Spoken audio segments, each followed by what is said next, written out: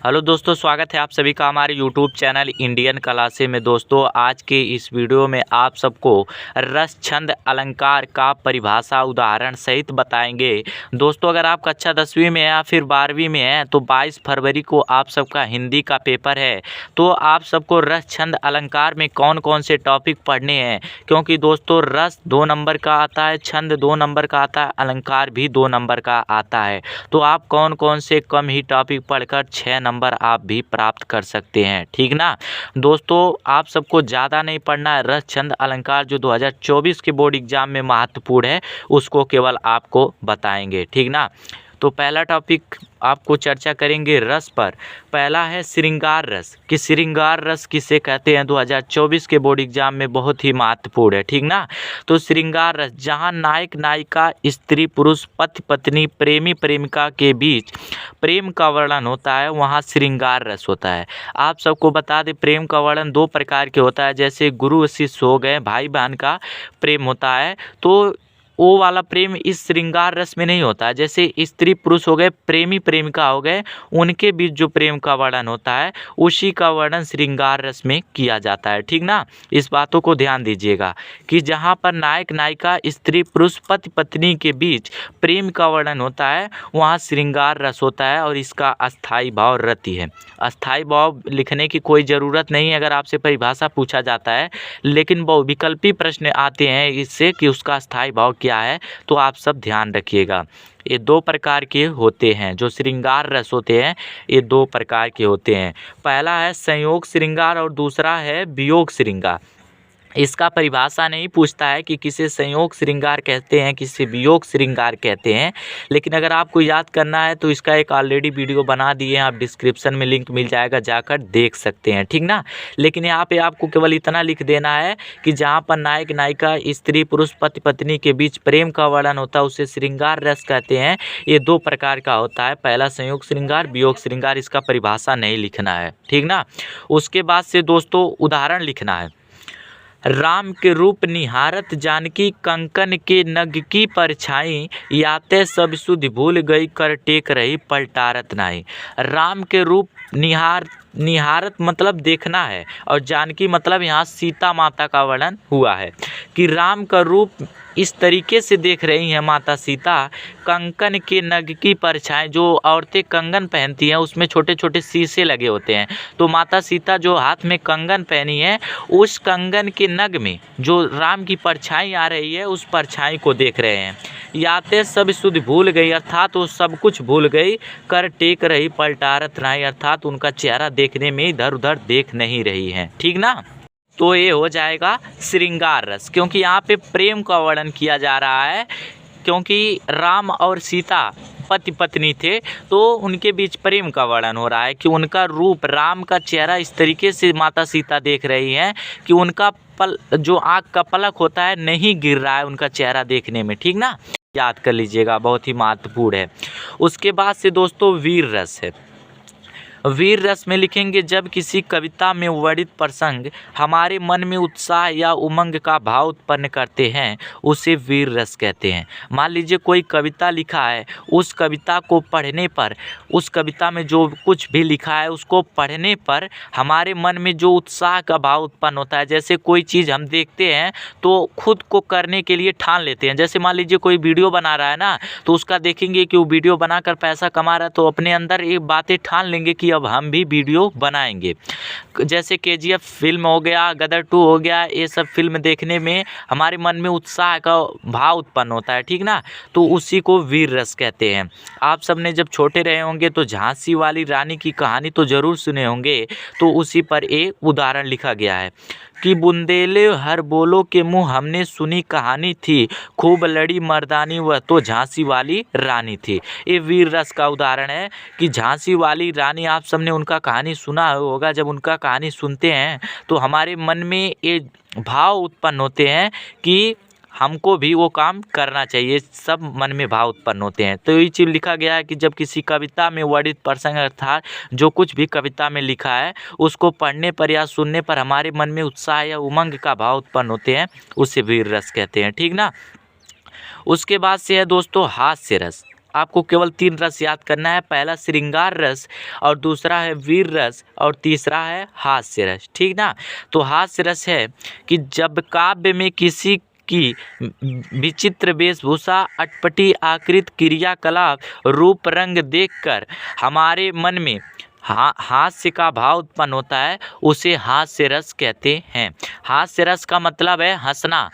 हास्य रस का मतलब है हंसना कि जब मान लीजिए कोई काव्य लिखा है, उसको पढ़े या सुने, हमारे मन में हंसी का भाव उत्पन्न हो, हमारे मन में हंसी का भाव उत्पन्न हो। जैसे कुछ लिखा है, उसको पढ़ रहे हैं, अर्थ निकाल रहे हैं, तो हमारे मन में हंसी का भाव उत्पन्न हो रहा है, तो उसी को हास्य रस कहते हैं, ठीक ना।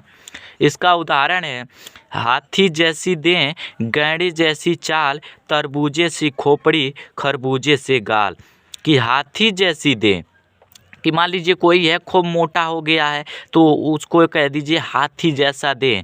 गैंडे जैसी चाल, जो उसकी चाल है, करने की प्रक्रिया है, वो गैंडे जैसी है। तरबूजे सी खोपड़ी, अर्थात जिस तरीके से तरबूजा होता है उस प्रकार से उसका खोपड़ी है। और खरबूजे से गाल, खरबूजा तो आप लोगों ने देखा होगा, तो उस प्रकार से उसका गाल हो। तो इसका जब आप अर्थ निकालेंगे ना, तो आपके मन में हंसी का भाव उत्पन्न होगा कि हाथी जैसी देह, गैंडे जैसी चाल, तरबूजे से खोपड़ी, खरबूजे से गाल। जैसे एक और प्रसिद्ध उदाहरण है, बड़ा हुआ तो क्या हुआ जैसे पेड़ खजूर, पक्षी को छाया ना लगे, फल लगे अति दूर। जो नारियल का पेड़ होता है खूब बड़ा हो जाता है, लेकिन छाया नहीं देता है, और उसमें फल कितने दूर लगते हैं, ठीक ना।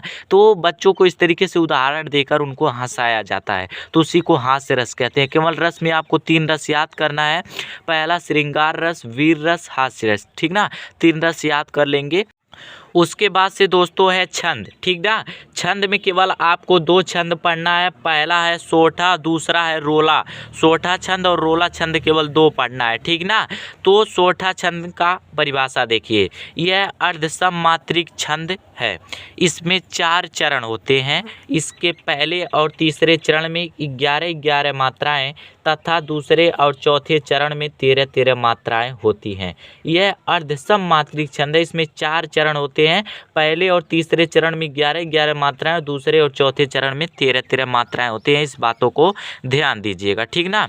इसका उदाहरण है, सुन केवट के बैन, प्रेम लपेटे अटपटे, बिहसे करुणा अयन, चित्तय जानकी लखन तन, ठीक ना। आप सबको बता दें कि जो बड़ा आ, बड़ा ई, बड़ा ऊ, री, ए, ओ, औ तथा अंग ए जो होता है, इसे दीर्घ स्वर संधि कहते हैं। इसे 2 मात्रा से गिनते हैं, और जो प्रदर्शित करने का चिन्ह होता है वो इस तरीके से होता है, देख लीजिएगा। फिर छोटा ए, छोटा ई, छोटा ऊ, री और चंद्रबिंदी इस तरीके से कहीं पे दिख जाए तो उसे लघु स्वर संधि कहते हैं, और इसे 1 मात्रा गिना जाता है, और इस तरीके से प्रदर्शित करते हैं, ठीक ना। यहाँ पर देख सकते हैं, सुनी से पे छोटा ऊ का मात्रा है, तो मैंने बताया इसे 1 मात्रा गिनते हैं, ठीक ना।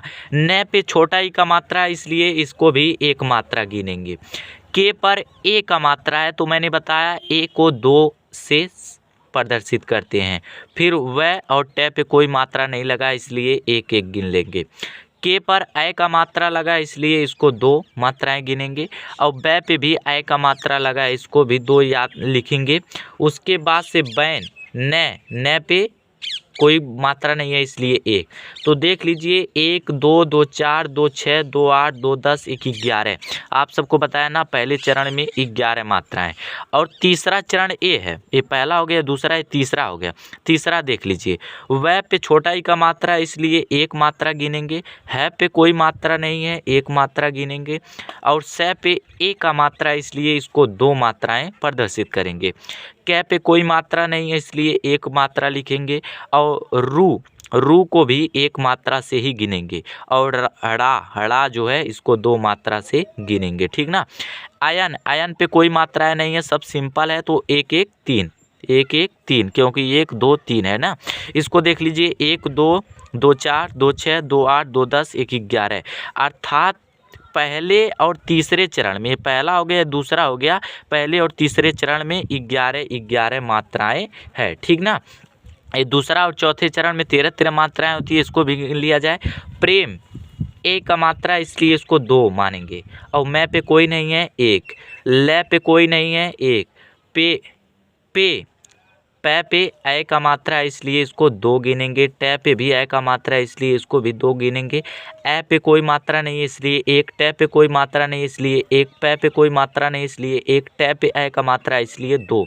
तो 2 2 4 2 6 2 8 2 10 11 2 13, 13 मात्राएं आया कि नहीं आया, इसको भी देख लीजिए। चित्तै, चै पे छोटा ई का मात्रा है इसलिए 1, तै पे ऐ का मात्रा है इसलिए 2, जा पे 2, न पे 1, कै पे 2 क्योंकि बड़ा ई का मात्रा लगा है, और लखन तीनों सिंपल है इसलिए 1 2 3, तन ये भी दोनों सिंपल है इसलिए 1 2, 1 2 1 3 2 5 1 6 2 8 9 10 11 12 13, 13 मात्रा आया कि नहीं। तो इसलिए मैंने बताया कि पहले और तीसरे चरण में 11 मात्राएं और दूसरे और चौथे चरण में 13 मात्राएं होती है, तो उसे सोठा कहते हैं, ठीक ना। उसके बाद से दोस्तों है रोला, उसके बाद से रोला है। तो रोला याद करेंगे, यह एक सममात्रिक छंद है। जो रोला है यह एक सममात्रिक छंद है। इसके प्रत्येक चरण में 24 मात्राएं होती हैं। पहले और तीसरे चरण में 11 और दूसरे और चौथे चरण में 13 मात्राएं होती है। इसके पहले जो बताया उसमें 4 चरण होनी चाहिए। 4 चरण, पहले और तीसरे चरण में 11 मात्राएं, दूसरे और चौथे चरण में 13 मात्राएं होनी चाहिए। लेकिन यहाँ पे ये नहीं है कि 2 ही चरण हो, यहाँ पे नहीं है कि 2 लाइन हो 4 लाइन हो, ठीक ना।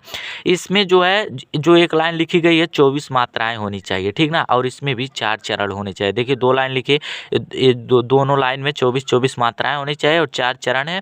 पहले में 11 और तीसरे में 13 मात्राएं होनी चाहिए, दूसरे और चौथे चरण में 13 मात्राएं होनी चाहिए, ठीक ना।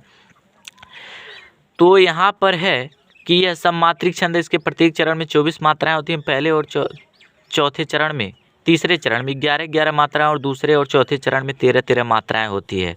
नित नौ लीला ललित ठान गोलोक अजिर में, रमत राधिका संग रास रस संग रुचिर में, ठीक ना। तो इसका भी देख सकते हैं कि ना, इसको देखिए दोस्तों कि न पर कोई मात्रा नहीं लगा है, छोटा ई का मात्रा है इसलिए 1 प्रदर्शित करेंगे, और तय भी सिंपल है 1। फिर न और वह दोनों सिंपल है इसलिए 2 लिख दीजिए। लीला, ल पे बड़ी मात्रा है इसको 2 गिनेंगे, और ला इस पे भी आ का मात्रा है इसको भी 2 गिनेंगे। फिर ल सिंपल है तो 1 लगा देंगे। फिर ल पे छोटा ई का मात्रा है 1 लगाएंगे। तय भी सिंपल है तो 1 मात्रा लगाएंगे। फिर कामा दे दीजिए। ठ पे आ का मात्रा है इसको 2 लिखेंगे। न पे छोटा ई का मात्रा है 1 लिखेंगे। ग पे ओ का मात्रा है इसको भी 2 लिखेंगे। ल पे ओ का मात्रा है इसलिए इसको भी 2 लिखेंगे। कै सिंपल है तो 1 मात्रा लिखेंगे। अजीर में ए पे कोई मात्रा नहीं है 1 लिखेंगे। ज पे छोटा ई का मात्रा है 1 लिखेंगे। र सिंपल है 1 लिखेंगे। मैं पे ऐ का मात्रा इसलिए 2 लिखेंगे। गिन लीजिए 1 2 3 4 6 8 9 10 11, अर्थात 11 मात्राएं हैं पहले चरण में। तीसरा चरण, ये दूसरा चरण है। 2 3 5 7 8 9 10 11 2 13 मात्राएं हैं कि नहीं, नीचे वाला भी जोड़ लीजिए। रमत राधिका संग रास रस संग रुचिर में, रमत ये तीनों सिंपल है 3 ठो, 1 2 3 मात्राएं इसलिए। र पे आ का मात्रा है इसलिए 2। ध पे छोटा ई का मात्रा है इसलिए 1। कै पे आ का मात्रा है इसलिए 2। स पे अंक बिंदी है इसलिए इसे 2 मात्राएं गिनेंगे। ग सिंपल है इसलिए 1। रास कामा दे दीजिए। र पे आ का मात्रा है इसलिए 2। स सिंपल है 1। रस ये भी सिंपल है तो 1 2 लिख दीजिए। स पे अंक का बिंदी है इसलिए इसे 2 गिनेंगे, और ग सिंपल है 1 लिख दीजिए। रुचिर, रू को 1 मानेंगे, और च पे छोटा ई का मात्रा है इसको भी 1। र को भी 1। मैं पे ऐ का मात्रा है इसलिए इसको 2 गिन लीजिए। 1 2 3 2 5 6 2 8 2 10 1 11, 11 मात्रा है कि नहीं। और ये 2 3 4 5 6 7 नहीं 2 3 4 5, फिर ये 2 है 7 8 9 10 11 2 13। तो जो पहला और तीसरा चरण है इसमें 11 मात्राएं हैं, और जो दूसरा और चौथा चरण इसमें 13 मात्राएं आए, इसलिए इसको सोठा रोला कहते हैं, ठीक ना। इसे रोला कहते हैं, तो इसको याद कर लीजिएगा। उसके बाद से बात आता है दोस्तों अलंकार, ठीक ना। उसके बाद से आता है कि अलंकार। तो अलंकार आपको 3 अलंकार सिर्फ याद करना है। पहला अलंकार है श्लेष अलंकार, ठीक ना। पहला अलंकार है श्लेष अलंकार कि जब किसी शब्द का प्रयोग एक ही बार किया जाता है लेकिन उसमें कई अर्थ निकलते हैं तो वह श्लेष अलंकार होता है। कि जब कोई शब्द हो उसका प्रयोग एक ही बार किया जाता है लेकिन एक ही बार किया गया हो लेकिन उसका अर्थ अलग अलग निकले तो वह श्लेष अलंकार कहलाता है। इसका उदाहरण है रहीमन पानी राखिए बिन पानी सब सून, पानी गए न उबरे मोती मानुष चून, ठीक ना। तो रहीमन पानी राखिए बिन पानी सून, इसका कोई मतलब नहीं है, पानी से पानी का मतलब यहाँ से है। इसको केवल सजाने के लिए, काव्य को सुंदर बनाने के लिए लिखा गया है कि रहीमन पानी राखिए बिन पानी सब सून, पानी गए न उबरे मोती मानुष चून। यहाँ पानी एक ही लिखा गया है लेकिन जो पानी का पहला अर्थ है मोती के लिए वो है चमक से, कि अगर मोती के अंदर चमक ना रहे तो मोती बेकार है। यहाँ पानी का दूसरा अर्थ है मनुष्य के लिए, पानी का दूसरा अर्थ है सहनशीलता। मनुष्य के लिए पानी का अर्थ है सहनशीलता, अगर मनुष्य के अंदर सहनशीलता ना रहे तो मनुष्य बेकार है। फिर चून का अर्थ होता है आटा, तो पानी अगर आटे के लिए, आटा में पानी ना रहे तो वो आटा बेकार है, ठीक ना। तो यहाँ पे पानी एक ही है लेकिन उसका कई अर्थ निकला तो उसको श्लेष अलंकार कहते हैं। उसके बाद से दूसरा है रूपक अलंकार। उसके बाद से दूसरा है रूपक अलंकार। जहाँ उपमेय या उपमान को एक रूप मान लिया जाता है वहाँ रूपक अलंकार होता है। कि जहाँ उपमेय में उपमान को एक रूप मान लिया जाता है उसे उपमा अलंकार कहते हैं, लेकिन यहाँ पे रूप नहीं माना जाता, उसे सीधा कह दिया जाता है, उपमेय को उपमान कह दिया जाता है, उसी को रूपक अलंकार कहते हैं। जैसे चरण कमल बंदो हरि राई, जो हरि का चरण है वो कमल है, यहाँ पे तुलना नहीं किया जा रहा है, वहाँ सीधे कह दिया जा रहा है कि जो हरि का चरण है वो कमल है। पायो जी मैंने राम रतन धन पायो, कि मैंने राम को नहीं पाया मैंने रत्न ही पा गया। यहाँ पे जैसे राम है उपमेय और रतन है उपमान, लेकिन यहाँ उपमेय को उपमान कह दिया जा रहा है कि राम ने को नहीं पाया मैंने रतन पा गया, इसी को रूपक अलंकार कहते हैं। फिर है उत्प्रेक्षा अलंकार, ठीक ना। जहाँ उपमेय में उपमान की संभावना प्रकट की जाए वहाँ उत्प्रेक्षा अलंकार होता है। इन अलंकारों में मनु मानो जनु जानहु मानहु जैसे शब्दों का प्रयोग होता है, ठीक ना। इस अलंकार में कहीं अगर भी मनु मानहु जन जानहु जैसे शब्द अगर आपको दिख जाए तो उत्प्रेक्षा अलंकार है। जैसे उदाहरण है सिर फट गया उसका वही मानो अरूढ़ रंग का घोड़ा हो, यहाँ पे मानव अर्थ आया कि नहीं, ठीक ना। ते ये जो मानव अर्थ आया यहाँ पे मिला कि नहीं, कि जब मनु मानहु जनु जानहु जैसे शब्द आपको दिख जाए तो उत्प्रेक्षा अलंकार है। तो सिर फट गया उसका वही मानव अरूढ़ रंग का घोड़ा, यहाँ पे मानव आया कि नहीं आया, यहाँ पे देखिए है कि नहीं। तो ये मानव आ गया, फिर मनु मानहु जनु जानहु कोई भी शब्द दिख जाए तो आपको उत्प्रेक्षा अलंकार हो जाएगा, ठीक ना। तो दोस्तों उम्मीद करता हूँ ये वीडियो आपको पसंद आया। अगर वीडियो पसंद आया लाइक कर दीजिएगा, मेरे चैनल पे नया हो मेरे चैनल को सब्सक्राइब कर दीजिएगा, क्योंकि इस तरीके से आपको हर रोज़ एक महत्वपूर्ण वीडियो मिलता रहेगा। क्योंकि दोस्तों इस चैनल पे कक्षा 10वीं और 12वीं की हिंदी की पूरी तैयारी कराई जाएगी और अब की बार 100 में 90 पार होगा, ठीक ना।